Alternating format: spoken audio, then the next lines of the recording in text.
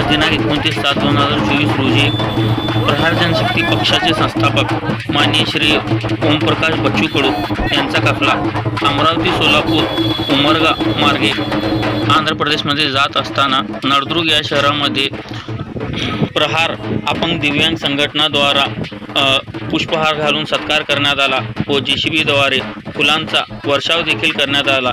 त्यावेळी मयूर काकडे जिल्हाध्यक्ष, महेश माडी जिल्हा उपाध्यक्ष तसेच तालुका शहराध्यक्ष श्रीकांत मोरे आणि नळदुर्ग शहराचे प्रहार अपंग दिव्यांग संघटनेचे अध्यक्ष गुलाम रसूल सय्यद शाह फकीर आणि उपाध्यक्ष विलास कोरे आणि सचिव अनवर कुरेशी आदी उपस्थित होते।